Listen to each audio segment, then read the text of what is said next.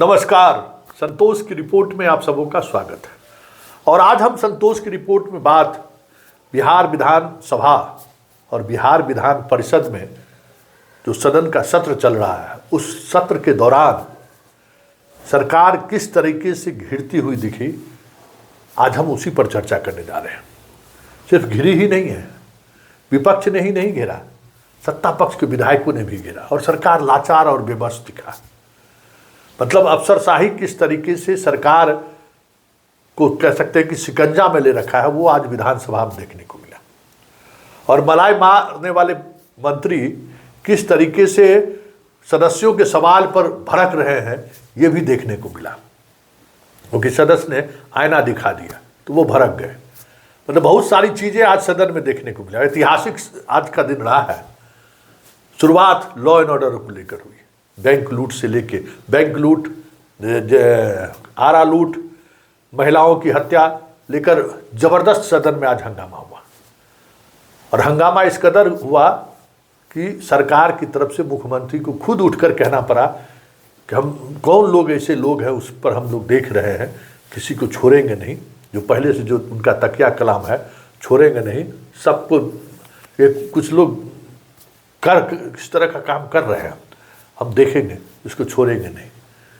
लेकिन मुख्यमंत्री के बात कहने के बावजूद भी सदन उनकी बात पर उस तरीके से शांत होता हुआ नहीं दिखा जिस तरीके से पहले शांत रहता था और भरोसा भी करता था।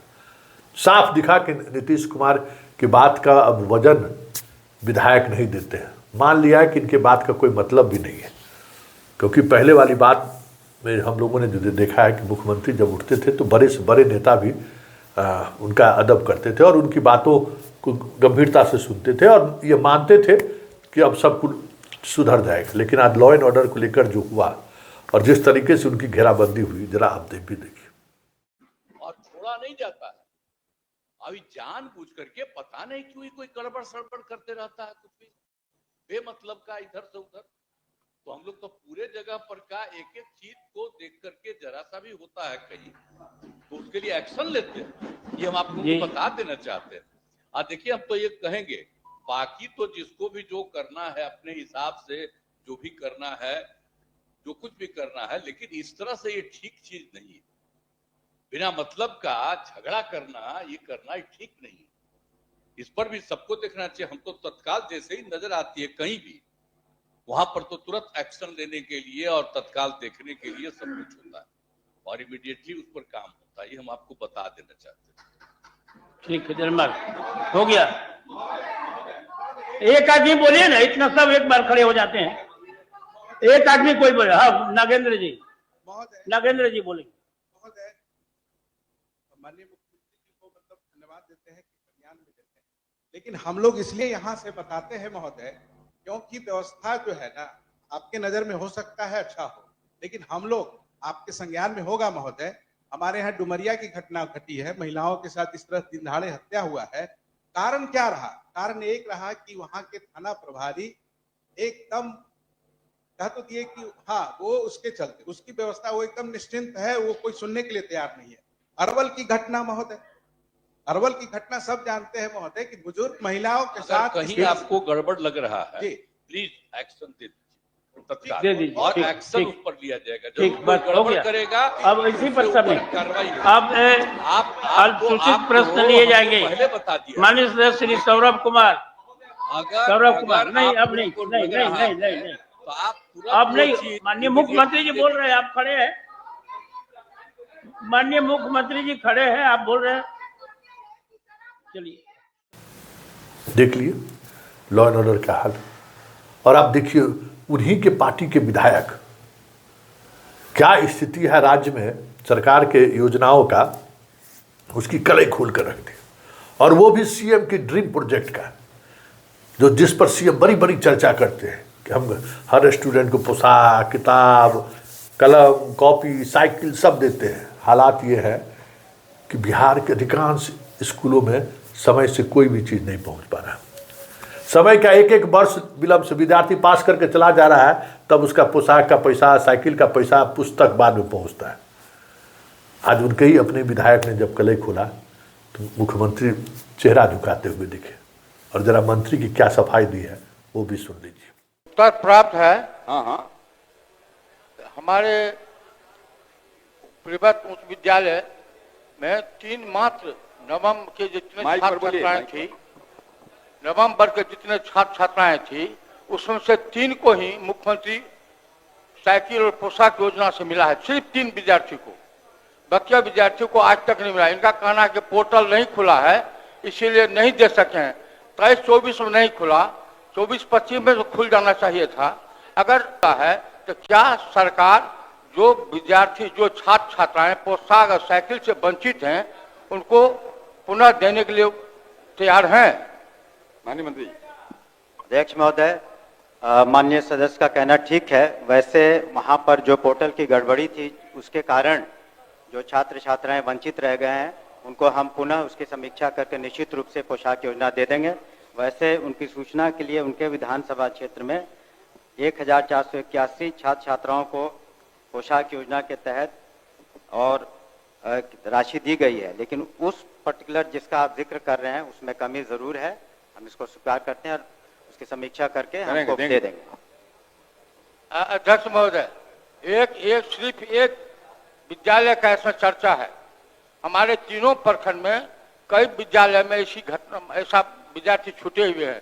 क्या उनका जांच करा करके जो छूटे हुए विद्यार्थी हैं, जो अब विद्यालय छोड़ रहे हैं, क्या उनको भी दिला देंगे जो छूट गए हैं अन्य विद्यालय में भी? मैसी, नवट्टा और 70 कटैया। माननीय मंत्री। वैसे जहां भी इस तरह के मामले आएंगे हम लोग के संज्ञान में उस पर निश्चित रूप से हम लोग कार्रवाई करेंगे।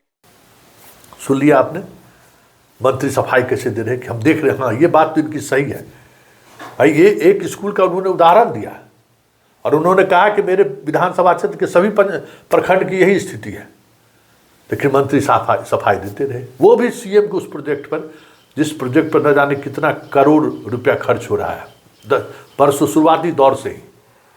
उस प्रोजेक्ट का क्या हाल है आज सदन में हर कोई स्तब्ध रह गया कि ऐसा भी है। और एक विधायक दूसरे विधायक का बगल ढांकने लगे, करे हमारे यहाँ भी तो ये स्थिति नहीं है कि बच्चों लोगों को जैसे पोशाक कर छात्रवृत्ति या बाकी सब योजनाओं का लाभ पास हो जाता है तब 2 बार 3 बरस बाद मिल रहा है। सब विधायक आपस में चर्चा करने लगे कि ऐसा हो सकता है कि हमारे यहाँ भी हो। तो ये स्थिति है। ये सिर्फ एक योजनाओं का हाल नहीं है, अधिकांश योजना जो सरकार की लाभों की योजनाएं हैं। अब किताब, स्कूल में किताब, परीक्षा मतलब सेशन चला गया तब किताब पहुंचता है, तो उस किताब का क्या मतलब है भाई? अब जो पुस्तक उपलब्ध है आप देना चाहते हैं तो पैसे दे दीजिए। ये जो मुफ्त में सब कुछ देने की जो बात है, उस बात पर भी तो अमल होना चाहिए, समय पर मिलना चाहिए। वैसे एगो खबर और भी है कि बर्ड फ्लू की वजह से अब अंडा नहीं खिलाना है। शिक्षा विभाग ने मध्याह्न भोजन में सुधार कर दिया है। तो यहाँ तो सब कुछ अवसरे तय करता है कि कब दिन आपको दूध पीना है, कब दिन आपको फल खाना है, कब आपको शराब नहीं पीना है, सब कुछ विभाग सरकार तय करती है। लेकिन सरकार तय करती है, सरकार तय करने के बाद सरकार की क्या स्थिति है वो आज सदन में सब कुछ खुलकर सामने आ गया कि जितने भी इस तरीके की योजनाएं हैं, उस योजनाओं का लाभ समय पर बच्चों को नहीं मिल रहा है, समय पर लड़कियों को नहीं मिल रहा है, और किस स्तर पर नहीं मिल रहा है। विधायक की बातों से आपने सब कुछ पोल खुल गया है। अब जरा स्वास्थ्य विभाग का हाल देखिए। सुनील सिंह विधान परिषद, जिनको सदस्यता, जिनकी सदस्यता समाप्त हो गई थी, उन्होंने सवाल किया और बहुत मौजूद सवाल था कि भाई मेदांता जैसे अस्पताल में जहाँ सरकार अपनी ज़मीन दी है और सरकार ने एक AMU साइन हुआ है कि बिहार के लोगों को इतनी कम राशि में इलाज होना है, वो सरकार तय करती है, सरकार रिकमेंड करके भेजती है, उसका इलाज होता है। तो सुनील सिंह ने पूछा कि भाई मेदांता से जो एग्रीमेंट हुआ है, उस एग्रीमेंट में कितने लोगों का अभी तक इलाज हुआ है, उसकी कोई सूची है कि कौन कौन लोग उसके लाभ हो? क्योंकि सरकार जिसको रिकमेंड करके भेजती है उसको बहुत कम पैसा लगता है। हालांकि मेदांता हम लोग भी जाते हैं और कई बार मेदांता के डॉक्टरों से भी हमारी बात हुई है कि सरकार की तरफ से गरीब लोगों का तो रिकमेंडेशन अभी तक नहीं आया है। ये बात तय मानिए। एक बार नीतीश कुमार आए थे तो उनका इलाज हुआ था। MLA वगैरह को भी जो है उस तरीके से अभी लाभुक सूची में MLA है और मुख्यमंत्री जी है जो एक बार वेदांता गए थे। बाकी आम लोगों के लिए जो एग्रीमेंट, भाई आम लोगों का जमीन था ना, जो जमीन जिस जमीन पर वेदांता खुला कर, बिहार सरकार की जमीन थोड़ी था, आम लोगों ने जयप्रभा ब्लड डोनेशन ब्लड केंद्र के लिए दिया था उसको सरकार ने वेदांता को 1 रुपया में दिया, और यह शर्त के साथ दिया कि आप गरीब मरीजों का भी जो है सो आप इतना इलाज करेंगे, इतना % को, और रेट में आप जो आपका रेट है उसमें आप सब्सिडाइज करेंगे। बहुत सारे मंत्री कहेंगे कि 200 पेज का जो है वो एग्रीमेंट है। भाई क्या एग्रीमेंट है? 200 पेज का आप मत बताइए, लेकिन किसी को लाभ मिल रहा है क्या? यही सवाल सुनील सिंह ने किया। और उसके बाद मंगल पांडे इस हद तक चले गए जिसकी कल्पना मंगल पांडे जैसे नेता से नहीं की जा सकती है। मंगल पांडे ने वो बातें कह दी जो बातें अमूमन मंगल पांडे नहीं कहते। इसका मतलब है कि सुनील सिंह ने बहुत ही दुखती रग पर हाथ डाला। इस वजह से मंगल पांडे इस तरीके से आग बबूला हो गए। तो सुनिए दोनों के बीच क्या संवाद हुआ। तो महोदय यही तो ये जानना चाहते हैं, और हम लोग भी वही चीज जानना चाहते हैं कि जो एग्रीमेंट हुआ है उसके तहत वो जो प्राइवेट हॉस्पिटल है वो कार्य कर रही है कि नहीं, कार्य अगर कर रही है तो उसका मॉनिटरिंग का सिस्टम क्या है। कोई आम जनता, अगर हम लोग जैसा कोई आम जनता अगर इस विषय को जानना चाहे कि किन किन का इलाज हो रहा है तो उसकी तो सूची उपलब्ध होना चाहिए ना। बढ़िया बढ़िया। सुनील जी को चाय पिलाए हुए हमको बहुत दिन हो गया। पहला बात जो भोजन करा दे, पहला बात जो एग्रीमेंट हुआ है बिहार गवर्नमेंट और वेदांता के बीच 202 पेज का है सुनील बाबू। तो पूरा 202 पेज या तो कहिए तो मैं सदन में लाके रख दूंगा, उसको आप पढ़ लीजिए, या नहीं ये व्यवहारिक है क्या 202 पेज लाके सदन में पढ़े हम? तब तो पूरा सुन लीजिए फिर आप बोल रहे थे तो हम बैठे हुए थे सुनील बाबू, यही अदत्वा के चलते दिक्कत होता है। नहीं तो फिर आप बीच में टोकना बंद कर दीजिए, फिर देखिए फिर मैं बैठ जाऊं। सदन में बंद कर देना चाहिए कि भाई यही अदत्वा के चलते, तो क्या हम आपके जूती में दाल पिए? आप जो बोले उसको हम स्वीकार करें? तो भाई देखिए इस तरह का बात डराना धमकाना बंद कर दिया जाए। आगे बढ़िए।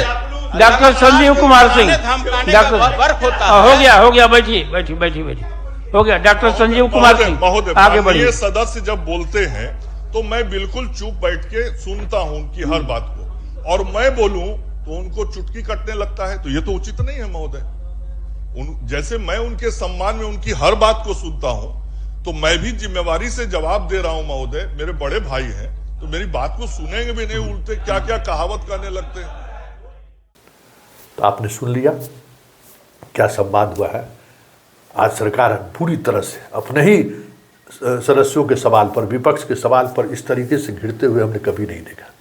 और ये सदन हमें लगता है कि विधानसभा चुनाव से आखिरी सदन से एक सदन, मतलब बड़ा बजट सदन है, अभी कई दिनों और सदन चल रहा है। ये स्थिति रही तो आने वाले समय में और सरकार एक्सपोज हो जाए कि 5 वर्षों में सिर्फ गीता का ज्ञान हुआ है, सड़क पर से लेकर गांव तक योजनाओं का लाभ उस तरीके से नहीं पहुंचा है जो बातें आज कही गई है। ऐसा ना हो कि चुनाव से पहले के सदन सत्र में सरकार इस तरीके से ना एक्सपोज हो जाए कि वो अपना गिरबान खुल झांकने लगे कि हम ऐसी स्थिति में चुनाव प्रचार करने जाए तो जाए कैसे, क्या लेकर जाए।